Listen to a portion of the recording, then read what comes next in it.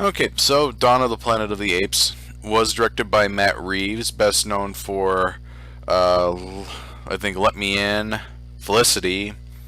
He was a writer on that. I want director credits here. Cloverfield, and yeah, not really much. He was known for Felicity, and I think he wrote that one too. Yeah, 84 episodes. So he's kind of, I think, like maybe an up and coming type of director.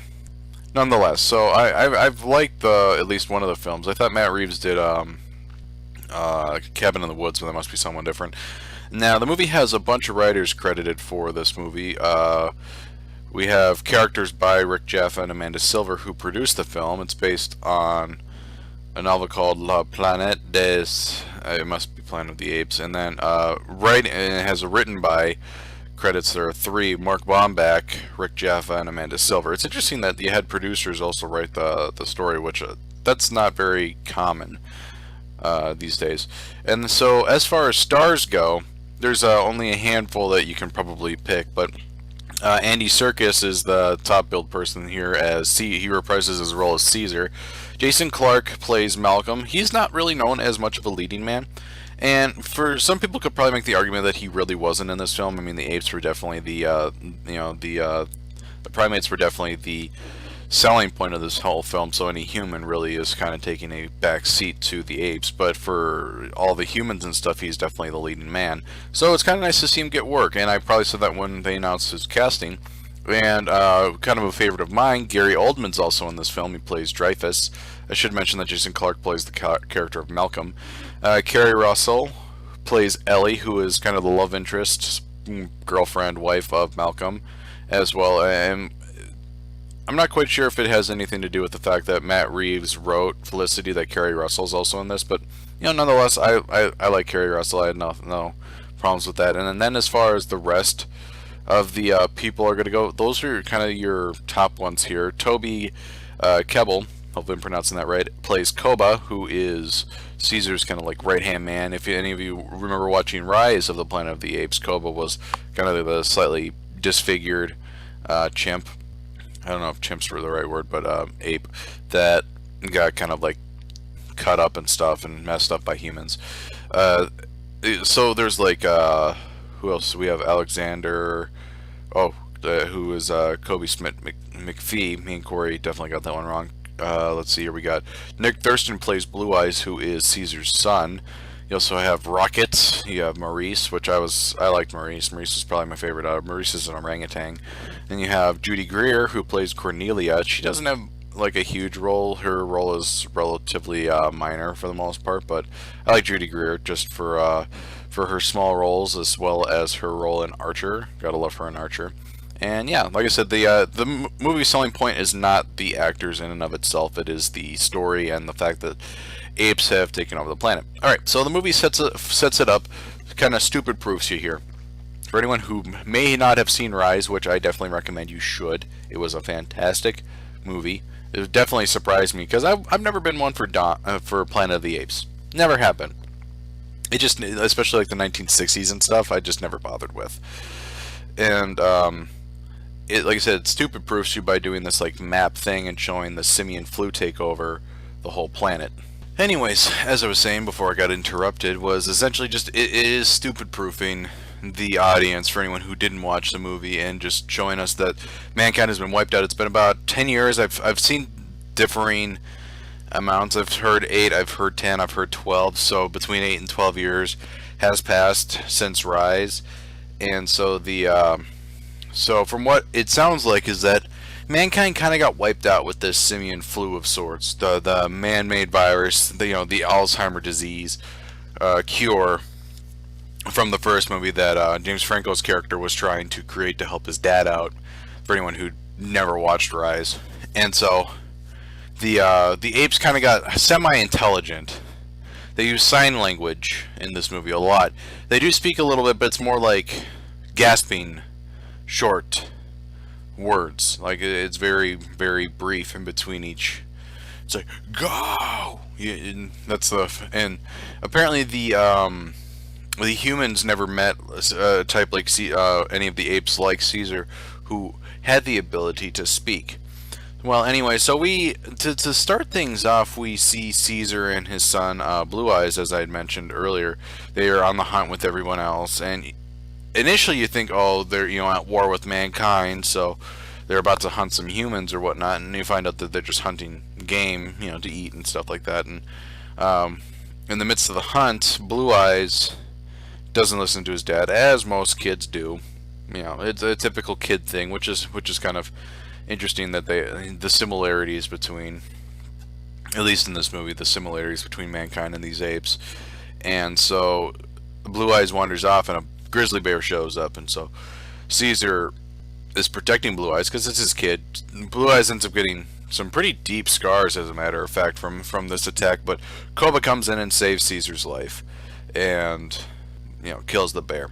So they go back, and spoils of war, if you will.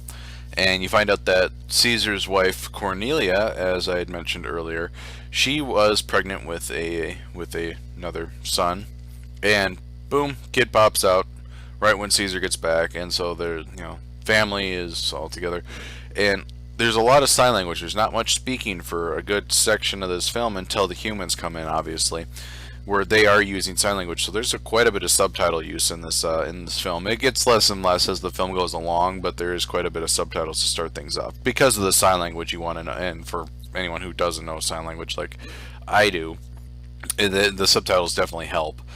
So long story short, the humans show up. One of them gets startled, shoots one of the apes named Ash, who I believe is, I want to say it's Rocket's son. I'm not entirely sure on that one. Nonetheless, so Ash gets shot, and the apes just show up out of nowhere. They hear the gunshot, and they just flood in, and the humans group, kind of led by Malcolm. They're like, all right, we're not here to attack or anything. They were looking for a dam, which we find out shortly later.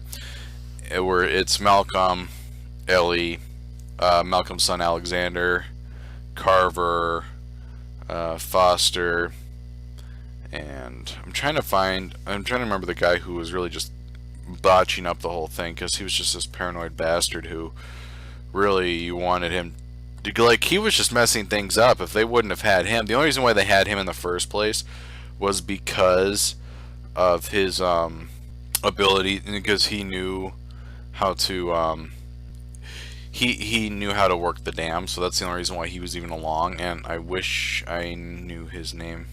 Might have to go on the wiki for that one. Nonetheless, and the apes are like, nope, you're going. That's it, you're going. And so the apes kind of have like a little meeting of sorts where they're like, no, we need to retaliate because they attacked us. And Caesar's like, no, we don't want to attack because maybe I didn't bring this up and I meant to, is just essentially mankind is still alive, just the people who are immune to the simian flu. They're scattered. The world that we knew is no longer around. It's covered in moss, and there's no electricity. A lot of that is just, there's not much left. And the apes live deep in the forest, where they want to live, their home. So it's very separate, and the apes early on believe that maybe the humans have died out, which is shot down almost a couple minutes later. So the humans, Malcolm comes back and they tell Dreyfus all about this, and this is where Dreyfus is like, all right, you know what, don't tell anybody about this. We don't want to create a panic. Just leave it be. We're not, don't say anything. So a day later, the apes show up as the retaliation. They show up in force. Just all of the apes show up. They don't do anything. They're just like, you don't mess with us, we don't mess with you. Long story short. So they just they show they show that they have power, they have force, and they're not someone to be reckoned with, and they leave. So Malcolm isn't really deterred. He's like, we need this power source because we shortly find out that they are running low on fuel, which means that they are really gonna, people are probably gonna resort to cannibalism and stuff like that, and rioting for what little they can do. So Malcolm's like, you know what? No, I'll talk to Caesar. If they kill me, they kill me, and you have your reason to, to go to war with them. And so Dreyfus gives Malcolm 3 days to go up there, try and convince Caesar for them to work the dam, so they can at least get minimal power back to San Francisco. So Malcolm, Ellie, Alexander, a couple of the guys. I wonder if it's Carver, who's the yeah, Carver's the guy who wants to mess everything up for mankind. I'm trying to see what like if I've seen him in anything. He's a big TV actor. Can't say I've seen. I'm not really. He looks familiar, but maybe he did like bit roles. Well, anyway, so Carver and Foster. So it's a 5-person team go up, maybe 6. They go up to the forest, and Malcolm pleads with Caesar's like, "Hey, please just let me show you what we're trying to do here. We weren't trying to like find you guys and hunt you out. We were trying to find this dam so we can bring power back to San Francisco, where we live, so we can live, better." And Caesar sees this as an opportunity to, kind of create maybe an uneasy peace between the two, but a peace nonetheless. And I am almost kind of at a halfway point here. It is kind of a long movie. I should have mentioned the length of this movie sooner, and it's PG-13 for those who want to know, for maybe bringing kids. The length is probably a bit long for kids. It's about 2 hours and 10 minutes, give or take. So this one might not be something that kids would enjoy. We had some kids in the theater we were watching, and it's not a kid movie. Their attention spans just can't handle the subtle nuances of a lot of this stuff. So if you're thinking of bringing your kids, you might want to consider an alternative. But anyways, there's a lot of just emotional moments that happen in a lot of this, and the thing to point out here is that there's not a lot in the way of a plot. It is very much just, it's the interactions between the apes and the humans to show that maybe they don't have to be at war. Maybe they can live peacefully together, and the little things that kind of just break down the alliance bit by bit. And of course, you're probably wondering, well, obviously we've seen the trailers. There's obviously action and stuff like that happening. Yes, there is. I really wish I could go into it, but the way that this movie goes, it could have gone a generic way. It really could have. But it does a 180. It goes in a different direction, the complete opposite direction that you would expect, which I like. Like a couple times, it's not like it was subtle twists to the formula almost. So, without going into too great a detail, yes, there is a couple great action set pieces near the end. I guess you could say that one action set piece that kind of sets up between the second and the third act and the very final part of the film, which I wish I could say what happens, but there is a great fight, great scale to it. It is by and far my favorite scene. So, I guess you could say the final fight, so to speak, is just amazing. Probably in terms of the whole, like, to compare it, maybe the Joker Batman fight from The Dark Knight is the most recent example I can come up with. I'm sure there are others. That's just the first thing that came to mind, nonetheless. So all in all, I've already given you kind of all my thoughts. Like, the plot's a little thin, but you're not going to really care much about that. You're interested in the humans, Malcolm, and trying to talk to Caesar, trying to make a life better for him and his family, and Dreyfus kind of being the opposite, where he's trying to kind of save what little of mankind they have left.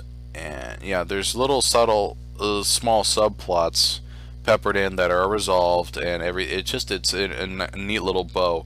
And for this fact, I've been thinking about this. In my opinion here, for anyone who's interested, this is about as perfect of a summer movie as you're gonna get. You're not gonna see much better on the big scale than this. I'm sure there are some smaller scale films that probably could beat this in terms of maybe plot or stuff like this, but in terms of summer films, this is as perfect as it's gonna get for a while, I think. So I mean, I hope that Guardians matches that and surpasses, but for me right now, this is the ideal summer movie. So I'm going to give it a 5 out of 5. I think it is fantastic. And if you enjoyed Rise, you're going to enjoy Dawn. And if you like Planet of the Apes, I think that you'll probably enjoy this too. And if you just like seeing, a movie that involves a lot of good interaction between the characters. You get decent character development. It's a very well thought out film. So once again, a 5 out of 5 for Dawn of the Planet of the Apes.